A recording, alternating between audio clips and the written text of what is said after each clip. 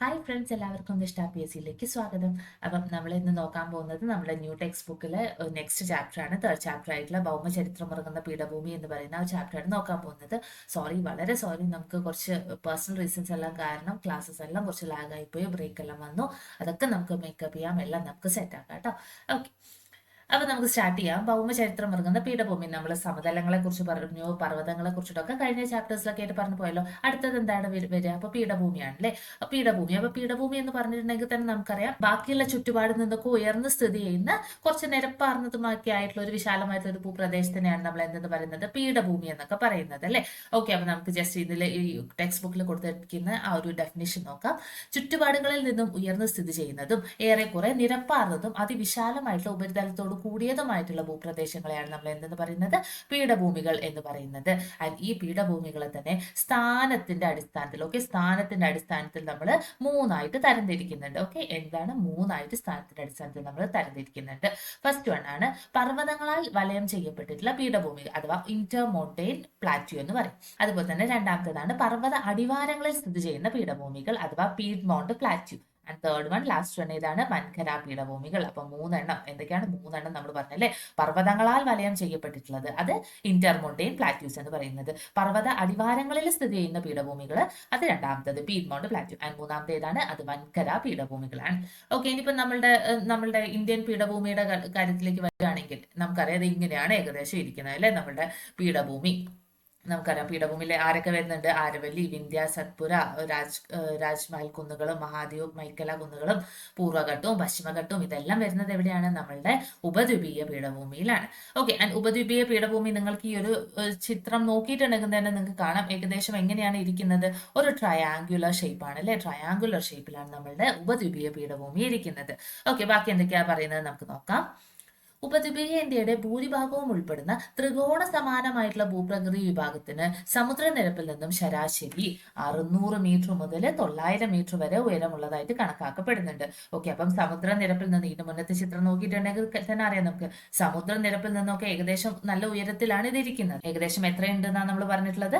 600 മുതൽ 900 മീറ്റർ അല്ലെ. 600 മുതൽ 900 മീറ്റർ വരെ ഉയരത്തിലാണ് എന്ത് കാണപ്പെടുന്നത്? ഉപദ്വീപീയ പീഠഭൂമി കാണപ്പെടുന്നത്. വിശാലമായിട്ടുള്ള പീഠപ്രദേശങ്ങളും അതിന് അതിർത്തി തീർക്കുന്ന മലനിരകളും കുന്നുകളും താരതമ്യേന ആഴം കുറഞ്ഞ നദീ താഴ്വരകളും വൈവിധ്യമാർന്ന നൈസർഗിക സസ്യജന്തുജാലങ്ങളും ഒക്കെ ഉൾപ്പെടുന്നതാണ് നമ്മുടെ ഉപദ്വീപീയ പീഠഭൂമി. അപ്പൊ ഉപദ്വീപീയ പീഠഭൂമിയിൽ എന്തൊക്കെ കാര്യങ്ങളുണ്ടെന്ന് നമ്മൾ പറഞ്ഞത്? വിശാലമായിട്ടുള്ള പീഠപ്രദേശങ്ങളുണ്ട്, അതിനെ അതിർത്തി തീർക്കുന്ന മലനിരകൾ, കുന്നുകൾ, താരതമ്യേന ആഴം കുറഞ്ഞിട്ടുള്ള നദീ താഴ്വരകൾ, വൈവിധ്യമാർന്ന നൈസർഗിക സസ്യജന്തുക്കൾ, ഇതെല്ലാം തന്നെ ഉൾപ്പെടുന്നതാണ് നമ്മുടെ ഉപദ്വീപീയ പീഠഭൂമി എന്ന് പറയുന്നത്. ഓക്കെ, ആൻഡ് ഉപദ്വീപീയ ഇന്ത്യയുടെ സിംഹഭാഗവും ഉൾക്കൊള്ളുന്നു എന്നതാണ് ഈ ഒരു പേരിന് ആധാരം. ഒക്കെ ഉപദ്വീപീയ ഇന്ത്യയുടെ സിംഹഭാഗവും ഉൾക്കൊള്ളുന്നു എന്നതാണ് ഈ ഒരു പേരിന് ആധാരം, ഉപദ്വീപീയ പീഠഭൂമി. ഓക്കെ, ഉപദ്വീപീയ പീഠഭൂമി എന്ന പേരിന് അർത്ഥമാക്കുന്ന എന്താണ്? ഉപദ്വീപീയ ഇന്ത്യയുടെ മെയിൻ പോർഷനും എന്താണ്? ഈ ഒരു ഉപദ്വീപീയ പീഠഭൂമിയാണ്. ആൻഡ് ലോകത്തിലെ ഏറ്റവും പ്രായം ചെന്ന ഭൂഭാഗങ്ങളിൽ ഒന്നാണ് ഉപദ്വീപീയ പീഠഭൂമി. പല പ്രാവശ്യം സ്റ്റേറ്റ്മെന്റ് ആയിട്ടും പണ്ടൊക്കെയാണ് വെച്ചാൽ നമ്മളുടെ മൾട്ടിപ്പിൾ ചോയ്സ് ക്വസ്റ്റ്യൻസ് ഒക്കെ പല പ്രാവശ്യം ചോദിച്ചിട്ടുള്ള ഒരു സാധനമാണ് ഇത്. ലോകത്തിലെ ഏറ്റവും പ്രായം ചെന്ന ഭൂവിഭാഗങ്ങളിൽ ഒന്ന് ഏതാണ് എന്ന് ചോദിച്ചിട്ടുള്ളത്. അത് ഏതാണ്? അത് ഉപദ്വീപീയ പീഠഭൂമിയാണ്. ഓക്കെ, അത് ഉപദ്വീപീയ പീഠഭൂമി നോക്കുകയാണെങ്കിൽ നമുക്കറിയാം പടിഞ്ഞാറ് പശ്ചിമഘട്ടവും കിഴക്ക് പൂർവ്വഘട്ടവും അതിരുകളായിട്ടുള്ളതാണ് നമ്മളുടെ എന്തെന്ന് പറയുന്നത്, നമ്മളുടെ ഈ ഒരു ഉപദ്വീപീയ പീഠഭൂമി എന്ന് പറയുന്നത്. നമ്മളുടെ ഈ ഒരു പിക്ചർ എടുത്ത് നോക്കിയിട്ടുണ്ടെങ്കിൽ തന്നെ നമുക്കറിയാം എന്താ ചെയ്യുന്നത്. ഇതിന്റെ പടിഞ്ഞാറ് ഭാഗത്ത്, അതായത് ഈ ഒരു ഉപദ്വീപീയ പീഠഭൂമിയുടെ പടിഞ്ഞാറ് ഭാഗത്തായിട്ടാണ് എന്തുള്ളത്? പടിഞ്ഞാറ് ഭാഗത്ത് അതിര് പശ്ചിമഘട്ടമാണ്. ഇനി പൂർവ്വഭാഗത്ത് അല്ലെങ്കിൽ കിഴക്കൻ ഭാഗത്തുള്ള അതിര് ഏതാണെന്ന് ചോദിച്ചിട്ടുണ്ടെങ്കിൽ അത് ഏതാണ്? അത് പൂർവ്വഘട്ടമാണ്. ഇനി വടക്കൻ അതിര് ഏതാണ് എന്ന് ചോദിച്ചിട്ടുണ്ടെങ്കിലോ നമുക്കറിയാം ഇവിടെയൊക്കെ എന്തായിരുന്നു? സമതലമായിരുന്നു അല്ലെ. നമ്മുടെ ഉപദ്വീപീയ മീൻസ് ഉത്തര സമതലമായിരുന്നു ഉള്ളത്. അപ്പൊ അതിന്റെ തെക്ക് ഭാഗത്തായിട്ടാണ് എന്തിരിക്കുന്നത്? ഉപദ്വീപീയ പീഠഭൂമി. ഓക്കെ, അതിന്റെ വടക്കൻ അതിരായിട്ട് വരുന്നത് എന്താണ്? സമതലമാണ് അല്ലെ, ഉത്തര മഹാസമതലമാണ്. ആൻഡ് പടിഞ്ഞാറൻ അതിരായിട്ട് വരുന്നത് പശ്ചിമഘട്ടമാണ്. ആൻഡ് കിഴക്കൻ അതിരായിട്ട് വരുന്നത് ഏതാണ്? അത് പൂർവ്വഘട്ടമാണ്. ഓക്കെ, പടിഞ്ഞാറ് പശ്ചിമഘട്ടവും കിഴക്ക് പൂർവ്വഘട്ടവും അരികുകളായിട്ടുള്ള ഉപദ്വീപീയ പീഠഭൂമി ഉത്തരേന്ത്യൻ സമതലത്തിന് തെക്കായിട്ടാണ് സ്ഥിതി ചെയ്യുന്നത്. നമ്മൾ ഇങ്ങനെ ഒരു സാധനം വരച്ചു. ഓക്കെ, അങ്ങനെ വരച്ചിട്ടുണ്ടെങ്കിൽ തന്നെ ഇവിടെ എന്തൊക്കെയാണ് നമുക്ക് കിട്ടിയത്? ഈ ഒരു കിഴക്ക് ഭാഗത്ത് എന്താണ്? പൂർവ്വഘട്ടം വരുന്നുണ്ട്. പടിഞ്ഞാറ് ഭാഗത്താണെങ്കിൽ അത് പശ്ചിമഘട്ടം വരുന്നുണ്ട്. ആൻഡ് ഇത് എന്തിന്റെ തെക്ക് ഭാഗത്തായിട്ടാണ് ഇരിക്കുന്നത്? ഉത്തര മഹാസമതലം. ഓക്കെ, ഉത്തര മഹാസമതലത്തിന്റെ തെക്ക് ഭാഗത്തായിട്ടാണ് നമ്മുടെ ഉപദ്വീപീയ പീഠഭൂമി സ്ഥിതി ചെയ്യുന്നത്. ആൻഡ് സമുദ്രനിരപ്പിൽ നിന്ന് എത്രയെന്നാണ് നമ്മൾ പറഞ്ഞത്? 600 മുതൽ 900 മീറ്റേഴ്സ് വരെ ഉയരത്തിലാണ് ഈ ഒരു സംഭവം ഇരിക്കുന്നത്. 16 ലക്ഷം ചതുരശ്ര കിലോമീറ്ററോളം വിസ്തൃതിയുള്ള ഈ ഭൂഭാഗത്തെ സ്ഥാനത്തിന്റെ അടിസ്ഥാനത്തിൽ പൊതുവെ രണ്ടായിട്ട് തരംതിരിക്കുന്നുണ്ട്. നമ്മൾ നേരത്തെ പറഞ്ഞു പീഠഭൂമി. പീഠഭൂമി മീൻസ് ടോട്ടൽ ആ ഒരു ജനറൽ ആയിട്ട് നമ്മൾ പറഞ്ഞു പീഠഭൂമിനെ മൂന്നായിട്ട് സ്ഥാനത്തിന്റെ അടിസ്ഥാനത്തിൽ തരംതിരിക്കുന്നു എന്ന് പറഞ്ഞു. ഇത് നമ്മൾ പറയുന്നത് ഉപദ്വീപീയ പീഠഭൂമിയുടെ കാര്യം. അവിടെയും എന്താണ് ഭൂഭാഗത്തെ സ്ഥാനത്തിന്റെ അടിസ്ഥാനത്തിൽ രണ്ടായിട്ട് തരംതിരിക്കുന്നുണ്ട്. ഏതൊക്കെയാണ്? ഡെക്കാൻ പീഠഭൂമി, മധ്യ ഉന്നത തടം. വളരെ ഇമ്പോർട്ടന്റ് ആയിട്ടുള്ള ഭാഗമാണ്. ഡെക്കാൻ പീഠഭൂമി, മധ്യ ഉന്നത തടം എന്നിങ്ങനെയാണ് നമ്മുടെ ഉപദ്വീപീയ പീഠഭൂമിനെ അവിടെ ഡിസ്റ്റിങ്വിഷ് ചെയ്യുന്നത്. ഓക്കെ, ഇനി അടുത്തതിൽ എന്തൊക്കെയാ വരുന്നത് നമുക്ക് നോക്കാം. ഫസ്റ്റ് നമ്മൾ നോക്കാൻ പോകുന്നത് ഡെക്കാൻ പീഠഭൂമിനെ കുറിച്ചിട്ടാണ്. ഓക്കെ, അപ്പൊ ഡെക്കാൻ പീഠഭൂമി നിങ്ങൾക്ക് ഈ ഒരു പിക്ചർ നോക്കിയിട്ടുണ്ടെങ്കിൽ തന്നെ കാണാൻ വേണ്ടിയിട്ട് പറ്റും. ഓക്കെ, ഇതാ ഇവിടെ ഈ ഒരു ഭാഗത്തായിട്ട് ഇവിടെ കാണുന്നുണ്ട് ഡെക്കാൻ പീഠഭൂമി. ഓക്കെ, അപ്പൊ എങ്ങനെയാണ്? പശ്ചിമഘട്ടം, പൂർവ്വഘട്ടം എന്നീ മലനിരകൾക്കിടയിലായിട്ട് സത്പുര പർവ്വതത്തിന് തെക്കുള്ള വിശാലമായിട്ടുള്ള ഭൂപ്രദേശമാണ് ഡെക്കാൻ പീഠഭൂമി. ഓക്കെ, അപ്പം ഈ ഒരു ചിത്രം തന്നെ നിങ്ങൾ നോക്കുക, അപ്പൊ നിങ്ങൾക്ക് മനസ്സിലാവും. ഓക്കെ, അപ്പം എന്താണ് ഈ ഒരു പശ്ചിമഘട്ടത്തിന്റെയും പൂർവ്വഘട്ടത്തിനും ഇടയിലായിട്ട് ഡെക്കാൻ പീഠഭൂമി സത്പുര നിരക്ക് തെക്ക് ഭാഗത്തായിട്ടാണ് എന്തിരിക്കുന്നത്? ഈ ഒരു ഡെക്കാൻ പീഠഭൂമി ഇരിക്കുന്നത്. കറക്റ്റ് ആയിട്ടല്ലേ ഇതിൽ പറയുന്നത്? അതുപോലെ അങ്ങോട്ട് നോക്കി വെച്ചാൽ മതി. ഓക്കെ, അപ്പം എന്താ അവിടെ പറഞ്ഞിട്ടുണ്ടായിരുന്നത്? പശ്ചിമഘട്ടം, പൂർവ്വഘട്ടം എന്നീ മലനിരകൾക്കിടയിലായിട്ട് സത്പുര പർവ്വതത്തിന് തെക്കുള്ള വിശാലമായിട്ടുള്ള പീഠഭൂമി പ്രദേശമാണ് ഡെക്കാൻ പീഠഭൂമി. സത്പുര പർവ്വതം, മൈക്കല നിര, മഹാഡിയോ കുന്നുകൾ എന്നീ മലനിരകൾ ഡെക്കാൻ പീഠഭൂമിയുടെ വടക്കേ അതിരാകുന്നു. ഓക്കെ, ഏതൊക്കെയാണ്? മൈക്കല കുന്നുകൾ ഇവിടെ കാണുന്നുണ്ട്, മഹാദിയോ കുന്നുകൾ, മൈക്കല കുന്നുകൾ, സത്പുര കുന്നുകൾ, ഇതെല്ലാം എന്താണ്? ഈ ഒരു ഡെക്കാൻ പീഠഭൂമിയുടെ വടക്കൻ അതിരായിട്ടാണ് സ്ഥിതി ചെയ്യുന്നത് എന്നാണ് ഇവിടെ പറഞ്ഞിട്ടുള്ളത്. തെക്ക് എന്നർത്ഥമുള്ള ദക്ഷിൺ എന്ന സംസ്കൃത പദത്തിൽ നിന്നാണ് ഡെക്കാൻ എന്ന പേര് വന്നിട്ടുള്ളത്. ഓക്കെ, ഡെക്കാൻ എന്ന് പറയുന്നത് എന്താണ്? തെക്ക് എന്നർത്ഥം വരുന്നത് ദക്ഷിൺ എന്ന സംസ്കൃത പദത്തിൽ നിന്നാണ് ഡെക്കാൻ എന്ന് പറയുന്ന ഈ ഒരു വാക്ക് നമ്മൾ എടുത്തിട്ടുള്ളത്. ഓക്കെ, ദശലക്ഷക്കണക്കിന് വർഷങ്ങൾക്ക് മുമ്പ് ലാവ ഒഴുകി പരന്നുണ്ടായ ബസാൾട്ട്, ഗ്രാനൈറ്റ്, നൈസ് തുടങ്ങിയ പരൽ രൂപത്തിലുള്ള പരൽ രൂപ ശിലകളാണ് ഡെക്കാൻ പീഠഭൂമിക്ക് രൂപം നൽകിയിരിക്കുന്നത്. ഓക്കെ, എന്താണ് നമുക്കറിയാം അല്ലെ, ലാവ ഒഴുകി പരന്നുണ്ടായിട്ടുള്ളതാണ് ഈ ഒരു ഉപദ്വീപീയ പീഠഭൂമി എന്ന് പറയുന്നത്. ആൻഡ് മെയിൻ ആയിട്ടും ഇതിലെ എന്തൊക്കെ ടൈപ്പ് പരൽ രൂപ ശിലകളാണുള്ളത്?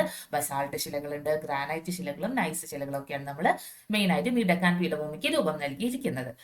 ഡെക്കാൻ പീഠഭൂമിയുടെ വടക്ക് പടിഞ്ഞാറ് ഭാഗം ബസാൾട്ട് എന്ന ലാവാശിലകളാൽ നിർമ്മിതമാണ്. ആൻഡ് ഈ മേഖലയെ നമ്മൾ എന്തെന്ന് പറയുന്നു? ഡെക്കാൻ ട്രാപ്പ് മേഖല. പല പ്രാവശ്യം നമ്മൾ പഠിച്ചിട്ടുള്ളതാണ് ഡെക്കാൻ ട്രാപ്പ് മേഖല എന്ന് പറഞ്ഞിട്ട്. അപ്പം അതെവിടെയാണ് സ്ഥിതി ചെയ്യുന്നത്? ഡെക്കാൻ പീഠഭൂമിയുടെ വടക്ക് പടിഞ്ഞാറ് ഭാഗം. ഓക്കെ, ഡെക്കാൻ പീഠഭൂമിയുടെ ഈ ഒരു ഭാഗത്ത്, ഓക്കെ, വടക്ക് പടിഞ്ഞാറ് ഭാഗം ലാവ ശിലകളാൽ നിർമ്മിതമായിട്ടുള്ളതാണ്. ഈ മേഖലയാണ് നമ്മൾ എന്ത് പറയുന്നത്? ഡെക്കാൻ ട്രാപ്പ് മേഖല എന്ന് പറയുന്നത്.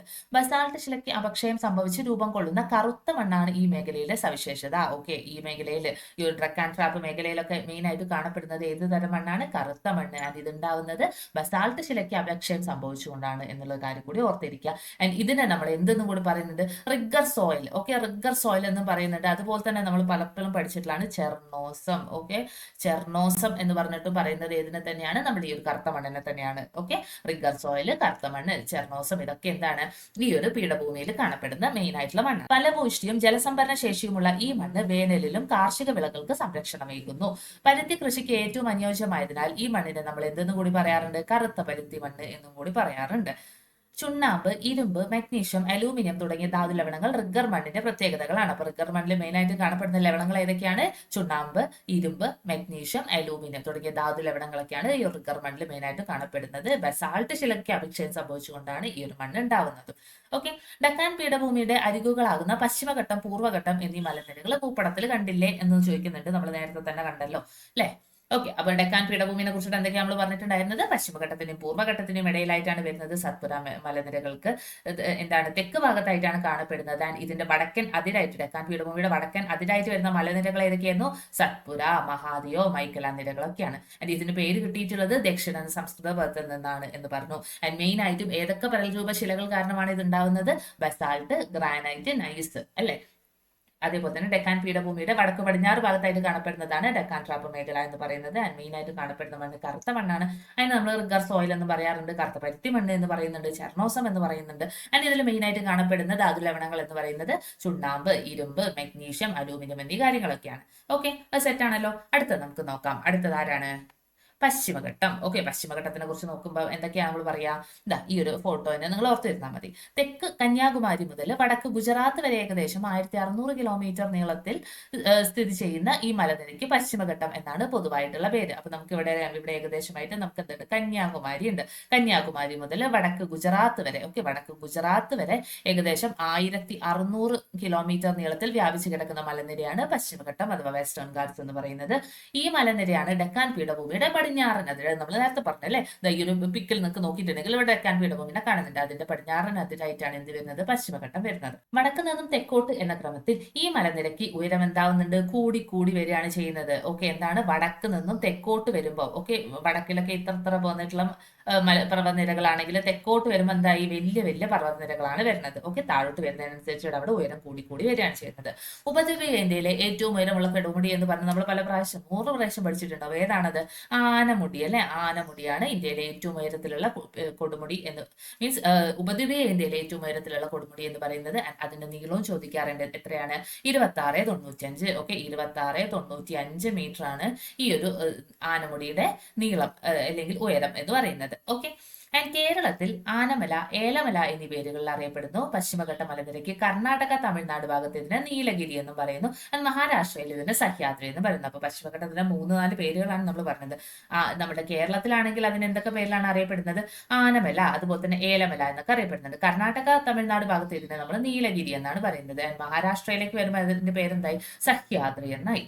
ഓക്കെ, ആൻഡ് തമിഴ്നാട്ടിലെ നീലഗിരി മലയിൽ ഉൾപ്പെട്ട ദോഡാബേട്ട ഈ മേഖലയിലെ മറ്റൊരു പ്രധാന കൊടുമുടിയാണ്. അപ്പോൾ ഒരു കൊടുമുടി നമ്മൾ പറഞ്ഞു, ആനമുടി ഏറ്റവും വലിയ കൊടുമുടി 26.95 മീറ്റർ ഒക്കെ ഉള്ളത്. ഇനി അതിന്റെ തൊട്ട് താഴെയായിട്ടുള്ള ഒരാളാണ് 26.37 മീറ്റർ ഉള്ള തമിഴ്നാട് നീലഗിരി മലയിൽ ഉൾപ്പെട്ടുള്ള ദോഡാബേട്ട. ഓക്കെ, ദോഡാബേട്ട ഇവിടെ വരുന്നതാണ്? പശ്ചിമഘട്ടത്തിൽ വരുന്നതാണ് എന്നുള്ള കാര്യം ഓർത്തിരിക്കുക. ഓക്കെ, അപ്പൊ പശ്ചിമഘട്ടം ക്ലിയർ ആണ്. അപ്പൊ അടുത്ത ഏതായിരിക്കും? പൂർവ്വഘട്ടമാണ്.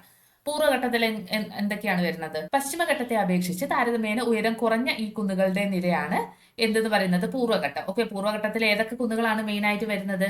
നല്ലമല, മഹേന്ദ്രഗിരി, പൽക്കൊണ്ടമല, ജാവടി കുന്നുകൾ, ഇതൊക്കെ വരുന്നത്. നിങ്ങൾക്ക് ആ ഒരു പിക്ചർ നോക്കിയിട്ടുണ്ടെങ്കിൽ തന്നെ ഇവരൊക്കെ കാണാം. ജാവടി കുന്നുകൾ ഏതാ, ദോഡാബേട്ട ഏതാ, പൽക്കൊണ്ടമല ഏതാ, നല്ലമല, ഇവരൊക്കെ ഉൾപ്പെടുന്നതാണ് ഏതെന്ന് പറയുന്നത്? നമ്മുടെ പൂർവ്വഘട്ടം എന്ന് പറയുന്നത്. ആൻഡ് പശ്ചിമഘട്ടത്തിനെ അപേക്ഷിച്ച് നോക്കുകയാണെങ്കിൽ എന്താണ്? ഇവിടുത്തെ മലനിരകൾക്ക് ഉയരം കുറച്ച് കുറവായിരിക്കും.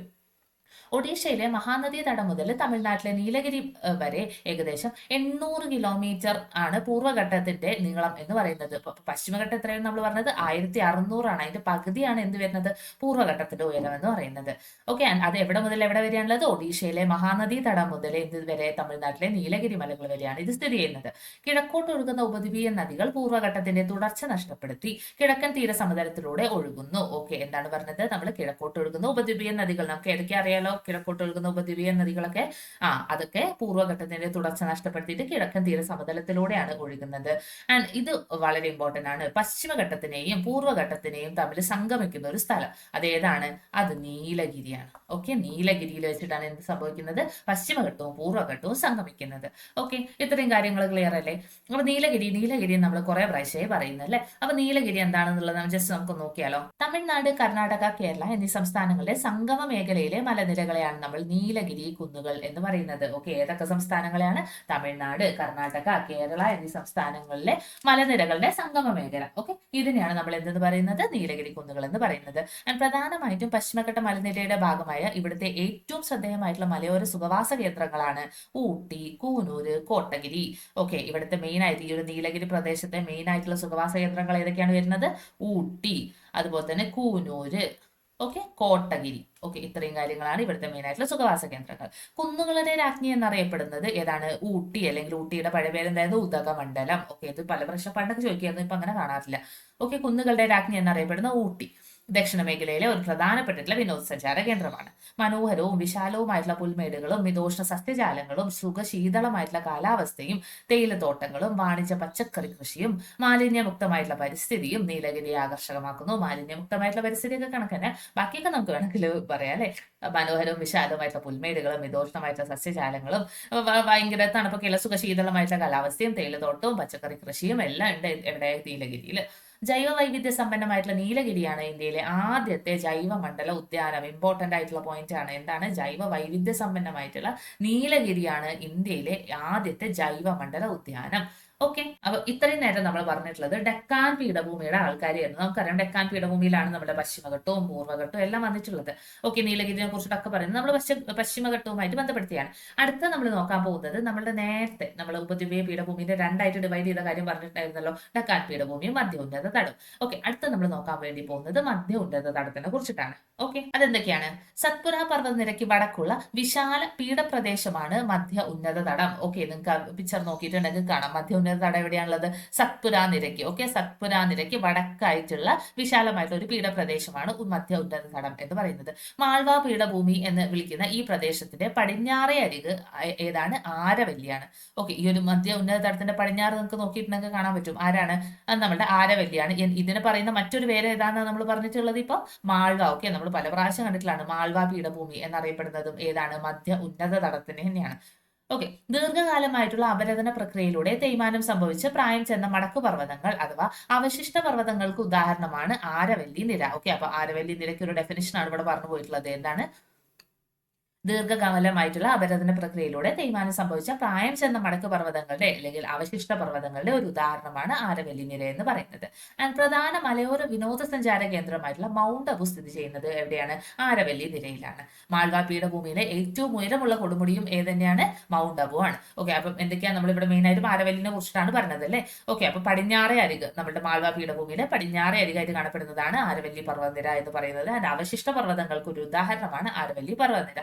ആൻഡ് ഇവിടെ ആരവല്ലി പർവ്വതനിരയിലെ വളരെ ഇമ്പോർട്ടന്റ് ആയിട്ടുള്ള ഒരു സുഖവാസ പ്രദേശമാണ് ഈ ഒരു മൗണ്ട് അബു എന്ന് പറയുന്നത്. ആൻഡ് മാൾവ പീഠഭൂമിയിലെ ഏറ്റവും ഉയരമുള്ള കൊടുമുടി ചോദിച്ചിട്ടുണ്ടെങ്കിൽ നമ്മൾ ഏതെന്നെ പറയണം? നമ്മളുടെ ഈ ഒരു ആരവല്ലി തന്നെയാണ് പറയുന്നത്. സോറി, ആരവല്ലി അല്ല, മൗണ്ട് അബു തന്നെയാണ് പറയുന്നത്.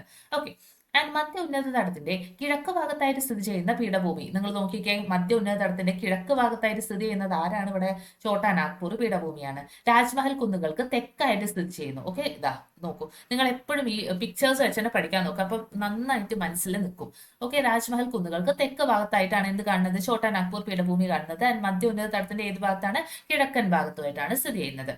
ഓക്കെ, ഇന്ത്യയിലെ ഏറ്റവും സമ്പന്നമായിട്ടുള്ള ധാതു വിഭവ കലവറ എന്നറിയപ്പെടുന്നത് ഏതിനാണ്? ഛോട്ടാ നാഗ്പൂർ പീഠഭൂമിനെയാണ്. ഇരുമ്പയിര്, ബോക്സൈറ്റ്, മാംഗനീസ്, ചെമ്പ് തുടങ്ങിയ ലോഹധാതുക്കളും ചുണ്ണാമ്പുകല്ല്, കൽക്കരി തുടങ്ങിയ ലോഹധാതുക്കളും ഒക്കെ കാണപ്പെടുന്നത് എവിടെയാണ്? നമ്മളുടെ ഈ ഒരു ഛോട്ടാ നാഗ്പൂർ പീഠഭൂമിയിലാണ്. ഒക്കെ ആരൊക്കെയാണ്? ഇരുമ്പയിര്, ബോക്സൈറ്റ്, മാംഗനീസ്, ചെമ്പ്. ഓക്കെ, ഈ ലോഹധാതുക്കൾ അതുപോലെ തന്നെ ചുണ്ണാമ്പുകല്ല്, കൽക്കരി ഇവരൊക്കെ തന്നെ കാണപ്പെടുന്നത് ഏതാണ്? എവിടെയാണ്? ഈ ഒരു നമ്മളുടെ ഛോട്ടാ നാഗ്പൂർ പീഠഭൂമിയിലാണ്. ധാതു ഖനനവും ധാതു അധിഷ്ഠിത വ്യവസായങ്ങളുമാണ് ഈ പ്രദേശത്തെ പ്രധാനമായിട്ടുള്ള സാമ്പത്തിക പ്രവർത്തനങ്ങൾ എന്ന് പറയുന്നത്. ഓക്കെ, മെയിൻ ആയിട്ടും എന്താണ്? ധാതുവുമായിട്ട് റിലേറ്റഡ് ആയിട്ടുള്ള വ്യവസായങ്ങളും കാര്യങ്ങളൊക്കെയാണ് ഇവിടെ നടക്കുന്നത്, ഈ ഒരു ഛോട്ടാ നാഗ്പൂർ പീഠഭൂമിയിൽ നടക്കുന്നത്. ഓക്കെ, ഇത്രയും കാര്യങ്ങൾ നിങ്ങൾക്ക് ക്ലിയർ ആണല്ലോ. അടുത്തതായിട്ട് നമ്മൾ നോക്കാൻ പോകുന്നത് ഉപദ്വീപീയ പീഠഭൂമിയിലെ കാലാവസ്ഥയെ കുറിച്ചിട്ടാണ്. ഓക്കെ, ആൻഡ് മെയിൻ ആയിട്ട് നമുക്ക് ഇവിടെ കാണാൻ പറ്റുന്ന കാലാവസ്ഥ എന്ന് പറയുന്നത് അത് ഉഷ്ണമേഖല മൺസൂൺ കാലാവസ്ഥയാണ്. ഓക്കെ, ഏത് ടൈപ്പാണ്? ഉഷ്ണമേഖല മൺസൂൺ കാലാവസ്ഥയാണ് ഉപദ്വീപീയ പീഠഭൂമിയിൽ മെയിൻ ആയിട്ട് നമ്മൾ കാണുന്നത്. പക്ഷെ അവിടെ താപനിലയിലും മഴയിലും ഒക്കെ ഗണ്യമായിട്ടുള്ള വ്യത്യാസങ്ങളും കാര്യങ്ങളൊക്കെ അവിടെയും ഉണ്ടാവാറുണ്ട്. ആൻഡ് മെയിൻ ആയിട്ട് പക്ഷെ ഇവിടെ കാണുന്നത് ഈ ഒരു ഉഷ്ണമേഖല മൺസൂൺ കാലാവസ്ഥയാണ്. അടുത്ത നമ്മൾ നോക്കുന്നത് ഉപദ്വീപീയ പീഠഭൂമിയിൽ ഈ ഒരു കാലാവസ്ഥയെ സ്വാധീനിക്കുന്ന ഘടകങ്ങൾ ഏതൊക്കെയാണെന്നുള്ളതാണ്. ഇത് നമുക്ക് വേണമെങ്കിൽ സ്റ്റേറ്റ്മെന്റ് ക്വസ്റ്റ്യൻസ് ആയിട്ട് ഒക്കെ ചാൻസ് ഉള്ള ഒരു ഭാഗമാണ്. അതുകൊണ്ട് അത് നോക്കിയിരിക്കുക. എന്തൊക്കെയാണ് ഇവിടുത്തെ കാലാവസ്ഥയെ സ്വാധീനിക്കുന്ന ഘടകങ്ങൾ? ഫസ്റ്റ് വൺ എന്ന് പറയുന്നത് അത് ഉഷ്ണമേഖലയുടെ സ്ഥാനം. ഓക്കെ, ഉഷ്ണമേഖലയുടെ സ്ഥാനം, ഉപദ്വീപിന്റെ സവിശേഷ ആകൃതി, സമുദ്രത്തിൽ നിന്നുള്ള അകലം, പർവ്വത നിരപ്പുകളുടെ കിടപ്പ്, മൺസൂൺ കാറ്റിന്റെ ഗതി. ഇത്രയും 5 കാര്യങ്ങളാണ് ഈ ഇവിടുത്തെ കാലാവസ്ഥയെ സ്വാധീനിക്കുന്നത് എന്ന് പറയുന്നത്. പർവ്വത മേഖലകൾ ഒഴിച്ചു നിർത്തിയാൽ ഉപദ്വീപീയ പീഠഭൂമിയിൽ ഉഷ്ണകാലത്തെ ശരാശരി താപം എന്ന് പറയുന്നത് അത് 30 ഡിഗ്രി സെൽഷ്യസിന് മുകളിലായിരിക്കും. ഓക്കെ, എന്താണ് അത്? ഗ്രേറ്റർ ദാൻ 30 ഡിഗ്രി സെൽഷ്യസ് ആയിരിക്കും എപ്പോഴും എന്ത് വരുന്നത്? ഇവിടുത്തെ കാലാവസ്ഥ അല്ലെങ്കിൽ ശരാശരി താപം എന്ന് പറയുന്നത്. ഓക്കെ, മാർച്ച് മാസത്തിൽ ഡെക്കാൻ പീഠഭൂമിയിലെ താപനില സാധാരണ 38 ഡിഗ്രി സെൽഷ്യസ് വരെ ഉയരാറുണ്ട്. പശ്ചിമഘട്ടത്തിലെ ഉയർന്ന പ്രദേശങ്ങളിൽ പൊതുവെ കുറഞ്ഞ താപനിലയാണ് രേഖപ്പെടുത്താറുള്ളത്. ഓക്കെ, ഓർത്തിരിക്കുക എന്താണ്? പശ്ചിമഘട്ടത്തിലെ ഉയർന്ന പ്രദേശങ്ങളിൽ എന്താണ്? അവിടെ താപനില എപ്പോഴും എന്തായിരിക്കും? കുറവായിരിക്കും. ഓക്കെ, പീഠഭൂമിയിൽ ഉൾപ്രദേശങ്ങളിൽ ശൈത്യകാലത്ത് ദൈനിക താപാന്തരം വളരെ കൂടാറുണ്ട്. ഓക്കെ, എന്താണ്? പീഠഭൂമിയിൽ ഉൾപ്രദേശങ്ങളിലെ ശൈത്യകാലത്ത് ദൈനിക താപാന്തരം, ഓക്കെ, ദൈനിക താപാന്തരം കൂടാറുണ്ട്. ദൈനിക താപാന്തരം എന്ന് പറഞ്ഞിട്ടുണ്ടെങ്കിൽ എന്താ? ഒരു പ്രദേശത്ത് ഒരു ദിവസം അനുഭവിക്കുന്ന കൂടിയ കാലാവസ്ഥയും കുറഞ്ഞ കാലാവസ്ഥയും തമ്മിലുള്ള ഒരു ഡിഫറൻസ് എന്താണ്? ഉണ്ടാവില്ലേ, ആ ഒരു ഡിഫറൻസിനെയാണ് നമ്മൾ ദൈനിക താപാന്തരം എന്ന് പറയുന്നത്. ഓക്കെ, അപ്പം ഈ ഒരു ദൈനിക താപാന്തരം എന്താണ്, പീഠഭൂമികളുടെ ഉൾപ്രദേശങ്ങളിലെ ശൈത്യകാലത്ത് ഈ ഒരു ദൈനിക താപാന്തരം വളരെ കൂടുതലായിരിക്കും. കാരണം എന്താണ്, അവിടെ രാവിലെ മീൻസ് രാവിലെ സമയങ്ങളിലൊക്കെ നല്ല ചൂടും കാര്യങ്ങളും, ഇപ്പൊ 38 ഒക്കെ നമ്മൾ പറഞ്ഞു ആ രീതിയിൽ ചൂടൊക്കെ ആണെങ്കിൽ രാത്രിയാകുമ്പോഴത്തേക്കും അവിടെ ഭയങ്കരമായിട്ടും എന്താവും, താപം കുറയും. അപ്പൊ എന്ത് ചെയ്യും, ഈ ഒരു ഡിഫറൻസ്, അതായത് ഏറ്റവും കൂടിയ താപനിലയും കുറഞ്ഞ താപനിലയും തമ്മിൽ ആ ഒരു ഡിഫറൻസ് കൂടും. ഓക്കെ, അതാണ് ഇവിടെ പറഞ്ഞിട്ടുള്ളത്. ശൈത്യകാലത്ത് ഇവിടെ എന്തായിരിക്കും, ദൈനിക താപാന്തരം കൂടുതലായിരിക്കും. കാരണം അവിടെ തന്നെ പറയുന്നുണ്ട് രാത്രി താപം ഗണ്യമായി കുറയുന്നതാണ് ഇതിന് കാരണമായിട്ട് വരുന്നത്. ഓക്കെ, ഇവിടെ അതെ, ഈ ഒരു ഡെഫിനിഷൻ ഇവിടെ കൊടുത്തിട്ടുണ്ട്. ഒരു പ്രദേശത്ത് ഒരു ദിവസം അനുഭവപ്പെടുന്ന കൂടിയ താപനിലയും കുറഞ്ഞ താപനിലയും തമ്മിലുള്ള ആ ഒരു വ്യത്യാസത്തിനെയാണ് നമ്മൾ എന്തെന്ന് പറയുന്നത്, ഈ ഒരു ദൈനിക താപാന്തരം എന്ന് പറയുന്നത്. പശ്ചിമഘട്ടത്തിന്റെ പടിഞ്ഞാറേ ചെരിവ് ഒഴികെ ഉപദ്വീപീയ പീഠഭൂമിയിലെ മിക്കവാറും പ്രദേശങ്ങളിൽ മഴ മിതമോ വിരളമോ ആണ്. ഓക്കെ, എന്താണ്, പശ്ചിമഘട്ടത്തിന്റെ പടിഞ്ഞാറേ ചെരിവ് ഒഴികെയുള്ള ഭാഗങ്ങളിൽ ഒക്കെ തന്നെ എന്താണ്, ഇവിടെ മഴ വളരെ കുറവായിരിക്കും. തെക്ക് പടിഞ്ഞാറൻ മൺസൂൺ കാലത്ത് പശ്ചിമഘട്ടത്തിന്റെ പടിഞ്ഞാറൻ ചെരിവിൽ തട്ടി ഉയരുന്ന ഈർപ്പവാഹിയായിട്ടുള്ള വായു തണുക്കുകയും കാറ്റിന് അഭിമുഖമായിട്ടുള്ള വശത്ത് വലിയ തോതിൽ മഴയ്ക്ക് ഇത് കാരണമാക്കുകയും ചെയ്യുന്നുണ്ട്. ഓക്കെ, ഇതിനെക്കുറിച്ച് നമുക്ക് കുറച്ചുകൂടി ഡീറ്റെയിൽ ആയിട്ട് അടുത്തൊരു പേജിലൊക്കെ ആകുമ്പോഴത്തേക്ക് വരുന്നുണ്ട്. ഓക്കെ, ഇപ്പൊ ഈ ഒരു കാര്യം ഓർത്തിരിക്കാം. മൺസൂൺ കാലത്ത് എന്താണ്, തെക്ക് പടിഞ്ഞാറൻ മൺസൂൺ കാലത്ത് പശ്ചിമഘട്ടത്തിന്റെ പടിഞ്ഞാറൻ ചെരുവിൽ തട്ടി ഉയരുന്ന ഈർപ്പവാഹിയായിട്ടുള്ള വായു തണുക്കുകയും കാറ്റിന് അഭിമുഖമായിട്ടുള്ള വശത്ത് അത് വലിയ തോതിലുള്ള മഴയ്ക്ക് കാരണമാവുകയും ചെയ്യുന്നു. 250 സെന്റിമീറ്റർ മുതൽ 400 സെന്റിമീറ്റർ വരെയാണ് ഈ കാലയളവിൽ പടിഞ്ഞാറൻ തീരത്ത് പശ്ചിമഘട്ടത്തിന്റെ പടിഞ്ഞാറും ലഭിക്കുന്ന മഴ. ഓക്കെ, എന്താണ്, പടിഞ്ഞാറൻ തീരത്തും പശ്ചിമഘട്ടത്തിന്റെ പടിഞ്ഞാറ് ഭാഗത്തും ഏത് സമയത്ത്, ഈ ഒരു തെക്ക് പടിഞ്ഞാറൻ മൺസൂൺ കാലത്ത് എത്രയാണ്, 250 മുതൽ 400 സെന്റിമീറ്റർ വരെയാണ് അവിടെ മഴ ലഭിക്കുന്നത്. എന്നാൽ പശ്ചിമഘട്ടത്തിന്റെ കിഴക്കൻ ചെരുവിൽ താഴ്ന്നിറങ്ങുന്ന വായു ഈർപ്പരഹിതമായതിനാൽ കിഴക്കേ ചെരുവിൽ ചേർന്ന ഭാഗത്ത് എന്തായിരിക്കും, വളരെ മിതമായിട്ടുള്ള രീതിയിൽ മാത്രമേ മഴ ലഭിക്കുകയുള്ളൂ. അതായത് 50 സെന്റിമീറ്ററിൽ കുറവ് മാത്രമേ ആ ഒരു പ്രദേശത്ത് മഴ ലഭിക്കുകയുള്ളൂ. അതുകൊണ്ട് തന്നെ നമ്മൾ ആ പ്രദേശങ്ങൾ പറയുന്നത് മഴ നിഴൽ പ്രദേശങ്ങൾ അഥവാ റെയിൻ ഷാഡോ റീജിയൻസ് എന്നാണ്. ഓക്കെ, സെറ്റ് ആണല്ലോ. എന്താണ്, പശ്ചിമഘട്ടത്തിന്റെ കിഴക്കേ ചെരുവിൽ എന്താണ് വരുന്നത്, അത് റെയിൻ ഷാഡോ റീജിയൻസ് അഥവാ മഴനിഴൽ പ്രദേശങ്ങളൊക്കെയാണ് വരുന്നത്. ആൻഡ് പടിഞ്ഞാറേ ചെരുവിലാണ് താരതമ്യേന കുറച്ചും കൂടിയൊക്കെ മഴയും കാര്യങ്ങളൊക്കെ ഉള്ളത്. 250 to 400 സെന്റിമീറ്റർ മഴയൊക്കെ ലഭിക്കുന്നത് പടിഞ്ഞാറൻ തീരത്തും പശ്ചിമഘട്ടത്തിന്റെ പടിഞ്ഞാറ് ഭാഗത്തും ഒക്കെ ചേർന്നിട്ടാണ്.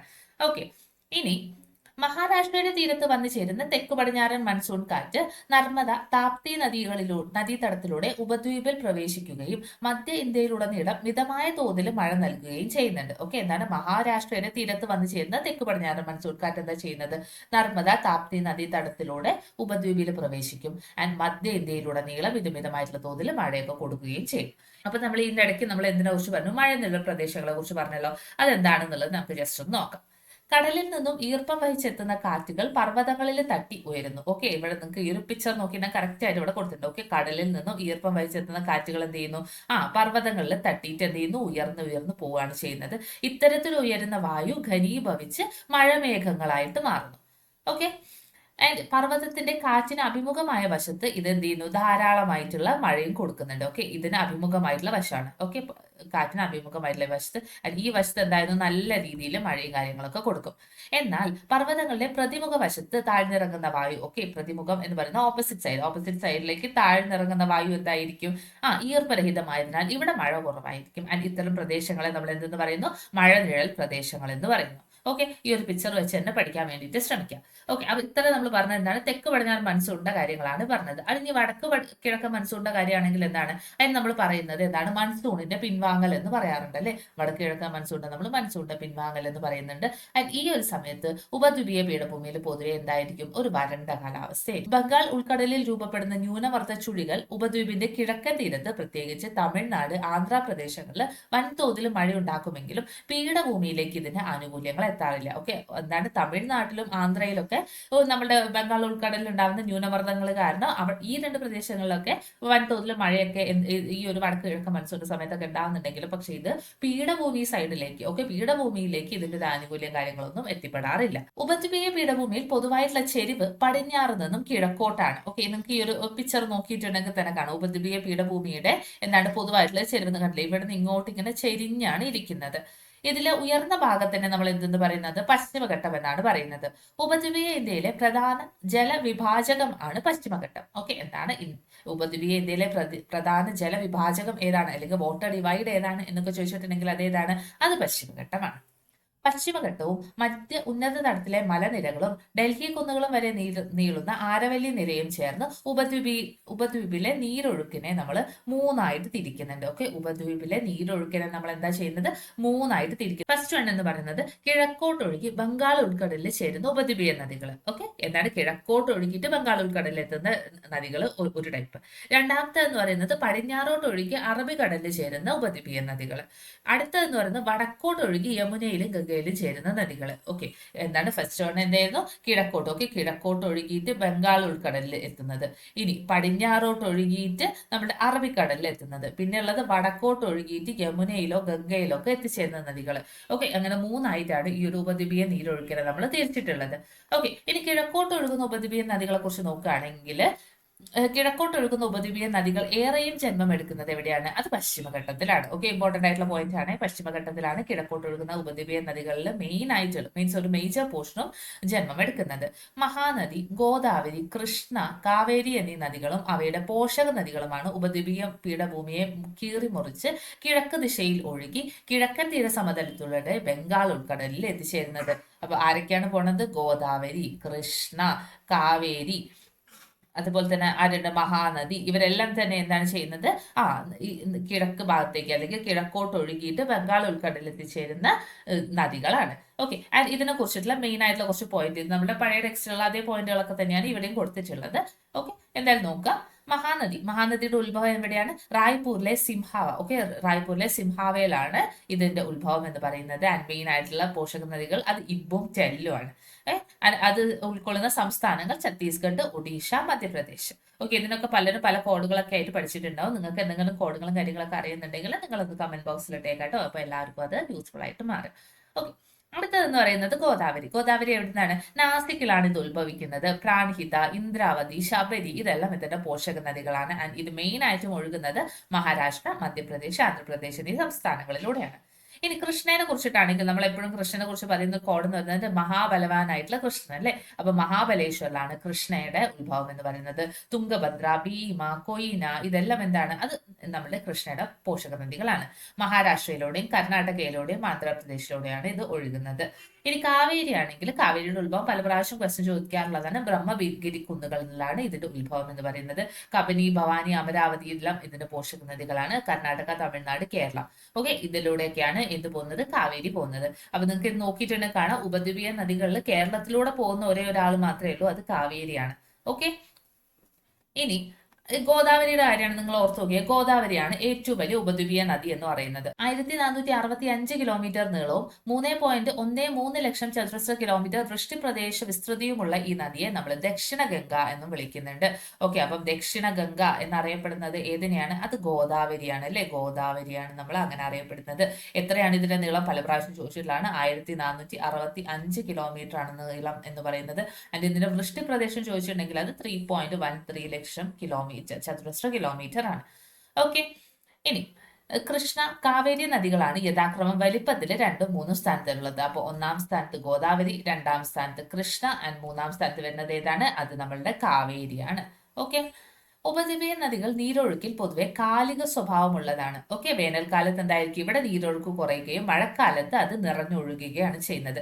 നമ്മൾ പലപ്പോഴും ഹിമാലയൻ നദികളുമായിട്ട് കമ്പയർ ചെയ്തൊക്കെ പഠിച്ചിട്ടുണ്ട്. ഹിമാലയൻ നദികളിൽ എന്താണ്? അവിടെ എല്ലാ സമയത്തും ഫുള്ളായിട്ട് വെള്ളം ഉണ്ടാവും. കാരണം എന്താണ്? വേനൽക്കാലമാണെങ്കിൽ അവിടെ മഞ്ഞുരുകിയിട്ടാണെങ്കിലും അവിടെ വെള്ളം എപ്പോഴും ഉണ്ടാവും. പക്ഷെ ഉപദ്വീപീയ നദികളുടെ കാര്യത്തിലേക്ക് വരുമ്പോൾ അത് അങ്ങനെയല്ല. ഇത് മെയിൻ ആയിട്ട് കാലാവസ്ഥയെ ഡിപ്പെൻഡ് ചെയ്തുകൊണ്ടാണ് ഇവിടുത്തെ നദികളുടെ ഒഴുക്ക് കാര്യങ്ങളൊക്കെ നടക്കുന്നത്. കാരണം വേനൽക്കാലമൊക്കെ ആകുമ്പോൾ എന്താണ്? അവിടെ നീരൊഴുക്ക് കുറയും. കാരണം അങ്ങനെ ചൂടും കാര്യങ്ങളൊക്കെ ആയത് കാരണം നീരൊഴുക്ക് കുറയും. മഴക്കാലത്ത് എന്ത് ചെയ്യും? കുറെ മഴയൊക്കെ കിട്ടുന്ന പ്രദേശം ആയതുകൊണ്ട് തന്നെ അവിടെ നീരൊഴുക്ക് കൂടുതലും ആയിരിക്കും. ഇവിടെ ഇതിൽ പ്രാവശ്യം കൊടുത്തിട്ടുള്ള ഒരു ബോക്സ് ആണ് കാവേരി നദീജല തർക്കത്തിനെ കുറിച്ചിട്ടുള്ളത്. നമുക്കറിയാം ഏതൊക്കെ സംസ്ഥാനങ്ങൾ തമ്മിലായിരുന്നു? കർണാടകയും തമിഴ്നാടും തമ്മിൽ നടന്നിട്ടുള്ള ഒരു നദീജല തർക്കമാണ് കാവേരി നദീജല തർക്കം എന്ന് പറയുന്നത്. എന്താണ്? ദീർഘകാലമായിട്ട് തർക്കം നിലനിൽക്കുന്ന ഒരു കാര്യം കൂടിയാണിത്. നദീജലം പങ്കിടുന്നതുമായിട്ട് ബന്ധപ്പെട്ട് സ്വാതന്ത്ര്യത്തിന് മുൻപുണ്ടാക്കിയ കരാർ, അതായത് 1924 ഉണ്ടാക്കിയ കരാർ മദ്രാസ് പ്രസിഡൻസിക്ക് കൂടുതൽ അനുകൂലമായതിനാൽ അത് അസാധുവാക്കണമെന്ന് കർണാടക സംസ്ഥാനവും, എന്നാൽ മുൻ കരാറിൽ മാറ്റം വരുത്തിയാൽ തമിഴ്നാട്ടിലെ ദശലക്ഷക്കണക്കിന് കർഷകരെ ബാധിക്കുമെന്ന് തമിഴ്നാടും അന്ന് നിലപാടെടുത്തിട്ടുണ്ടായിരുന്നു. പ്രശ്നം പഠിക്കുന്നതിനായിട്ട് കേന്ദ്ര സർക്കാർ 1990 ഒരു ട്രൈബ്യൂണലിലേക്ക് നിയമിക്കുന്നു. 2007 അന്തിമ വിധിയിൽ കാവേരി ജലം പങ്കിടുന്നതുമായിട്ട് ബന്ധപ്പെട്ട് ധാരണ ഉണ്ടാക്കുകയാണ് ചെയ്യുന്നത്. ഓക്കെ, അപ്പൊ എന്താണ് വർഷങ്ങൾ ഏതൊക്കെയാണ്? 1990 ഇതിന് വേണ്ടിയിട്ട് ഇതിനെക്കുറിച്ച് പഠിക്കാൻ വേണ്ടിയിട്ട് ഒരു ട്രൈബ്യൂണൽ ഇവരെ നിയമിക്കുന്നു. 2007 റിപ്പോർട്ടും കാര്യങ്ങളൊക്കെ വരുന്നത്. എന്താണ് ഈ ഒരു കാവേരി ജലം പങ്കിടുന്നതുമായി ബന്ധപ്പെട്ട് അവരൊരു ധാരണയിലൊക്കെ എത്തുകയാണ് ചെയ്യുന്നത്. ഇതിൻ പ്രകാരം പ്രതിവർഷം 419 TMC ജലം തമിഴ്നാടിനും 270 TMC ജലം കർണാടകയ്ക്കും 30 TMC ജലം കേരളത്തിനും 7 TMC ജലം പുതുച്ചേരി കേന്ദ്രപ്രദേശത്തിനും എന്ന നിലയിൽ നിശ്ചയിച്ചു. ഓക്കെ, ഒരു TMC എന്ന് പറഞ്ഞിട്ടുണ്ടെങ്കിൽ അവിടെ 1000 ദശലക്ഷം ക്യൂബിക് അടി എന്നാണ് ഉദ്ദേശിക്കുന്നത്. ഓക്കെ, അപ്പൊ എത്രയൊക്കെയാണ്? ഈ നമ്പേഴ്സ് ഒക്കെ ചോദിക്കാൻ ചാൻസ് ഉണ്ട്. സോ ഈ നമ്പേഴ്സും പഠിച്ചു വെക്കാം കേട്ടോ. നമ്മളുടെ തമിഴ്നാട്ടിൽ കൊടുക്കുന്നത് 419 TMC ആണ്, 270 TMC Karnataka, 30 TMC Kerala and 7 TMC Puducherry. അങ്ങനെയാണ് ഡിസ്ട്രിബ്യൂട്ട് ചെയ്യാൻ വേണ്ടിയിട്ട് നിശ്ചയിച്ചിട്ടുണ്ടായിരുന്നത്. പക്ഷെ തർക്കം ഇനിയും തീർന്നിട്ടൊന്നുമില്ല. സംസ്ഥാനങ്ങളുടെ പുനരാലോചനാ ഹർജികൾ കോടതികളുടെ പരിഗണനയിലാണ് ഇപ്പോഴും നടന്നുകൊണ്ടിരിക്കുന്നത്. ഓക്കെ, അപ്പൊ ഫസ്റ്റ് ആണ് നമ്മൾ പറഞ്ഞു കിഴക്കോട്ട് ഒഴുകുന്നതിന്റെ കാര്യങ്ങളാണ്. കിഴക്കോട്ട് ഒഴുകുന്ന ഉപദ്വീപീയ നദികളെ കുറിച്ചിട്ടാണ് നമ്മൾ ഇനി പറഞ്ഞിട്ടുണ്ടായിരുന്നത്. അടുത്തത് നമ്മൾ നോക്കുന്നത് ഗംഗയിലേക്ക് എത്തുന്നത്. ഓക്കെ, ഗംഗയിലേക്ക് എത്തുന്ന ഉപദ്വീപീയ നദികളെ കുറിച്ചിട്ടാണ്. മാൾവ പീഠഭൂമിയിലെ ഉയർന്ന പ്രദേശങ്ങളിൽ ഉത്ഭവിച്ച് വടക്കോട്ട് ഒഴുകുന്ന യമുന നദിയിലേക്കും നേരിട്ട് ഗംഗാ നദിയിലേക്കും ചെന്ന് ചേരുന്ന പ്രധാനപ്പെട്ടിട്ടുള്ള നദികളെയാണ് നമ്മൾ ഗംഗാ നദിയുടെ ഉപദ്വീപീയ പോഷക നദികൾ എന്ന് പറയുന്നത്. ഓക്കെ, ഗംഗാ നദിയുടെ ഉപദ്വീപീയ പോഷക നദികൾ എന്താണ്? മാൾവ പീഠഭൂമിയുടെ ഉയർന്ന പ്രദേശങ്ങളിൽ ഉത്ഭവിച്ച് വടക്കോട്ട് ഒഴുകി യമുന നദിയിലേക്കും നേരിട്ട് ഗംഗാ നദിയിലേക്കും ചേരുന്ന നദികൾ. ഓക്കെ, ഇതിനെയാണ് നമ്മൾ എന്ന് പറയുന്നത് ഗംഗാ നദിയുടെ ഉപദ്വീപീയ പോഷക നദികൾ എന്ന് പറയുന്നത്. ഓക്കെ, അതോടൊപ്പം ഇത് കൂടി നോക്കുക. മാൾവ പീഠഭൂമിയുടെ വടക്കൻ ചെരുവുകളിൽ ചമ്പൽ നദിയും പോഷക നദികളും ചേർന്ന് തുടർച്ചയായ അപരദനത്തിലൂടെ സൃഷ്ടിക്കുന്ന ചാലുകൾ ഇവിടുത്തെ വ്യത്യസ്തമായിട്ടുള്ള ഒരു ഭൂസവിശേഷതകളാണ്. ഓക്കെ, റിവൈൻസ് എന്നാണ് ഇത്തരം നിഷ്ഫല ഭൂപ്രകൃതിയെ നമ്മൾ അറിയപ്പെടുന്നത്. ഓക്കെ, റിവൈൻസ് ഒക്കെ കാണപ്പെടുന്നത് എവിടെയാണ്? ചമ്പൽ നദി, പോഷക നദിയുടെ ഭാഗത്തൊക്കെയാണ് നമ്മൾ ഈ ഒരു അപരദനം കാരണം ചാലുകളും കാര്യങ്ങളൊക്കെ കാണുന്നത്. അതിനെ നമ്മൾ റിവൈൻസ് എന്ന് പറയുന്നത്. നിഷ്ഫലമായുള്ള ഒരു പ്രകൃതിക്ക് ഉദാഹരണം കൂടിയാണ് ഇത്. ജലസേചനം, ഊർജോൽപാദനം, വിനോദസഞ്ചാരം തുടങ്ങിയ മേഖലകളിൽ ഉപദ്വീപീയ നദികൾ നാം മെയിൻ ആയിട്ട് പ്രയോജനപ്പെടുത്താറുണ്ട്. ഓക്കെ, ആൻഡ് അതിൽ നമുക്ക് പ്രധാനപ്പെട്ടിട്ടുള്ള കുറച്ച് വിവിധോദ്ദേശ നദീജല പദ്ധതികളാണ് ഇവിടെ താഴെ കൊടുത്തിട്ടുള്ളത്. ഓക്കെ, അതിലേക്ക് പോകുന്നതിന് മുന്നേ എന്താണ് ഈ ഒരു വിവിധോദ്ദേശ നദീജല പദ്ധതി എന്ന് നമുക്ക് നോക്കണം. ഒരു നദിക്ക് കുറുകെ അണക്കെട്ട് നിർമ്മിച്ച് വിവിധ ആവശ്യങ്ങൾ സാധ്യമാക്കുന്ന പദ്ധതികളെയാണ് നമ്മൾ വിവിധോദ്ദേശ നദീജല തട പദ്ധതികൾ എന്ന് പറയുന്നത്. ഒരു നദിക്ക് കുറുകെ അണക്കെട്ട് നിർമ്മിച്ച് വിവിധ ആവശ്യങ്ങൾക്ക് വേണ്ടിയിട്ട് എന്താണ് അത് ഉപയോഗിക്കുന്ന ആ ഒരു പദ്ധതി. ഓക്കെ, അതിനാണ് നമ്മൾ ഇത് പറയുന്നത് വിവിധോദ്ദേശ നദീതട പദ്ധതികൾ എന്ന് പറയുന്നത്.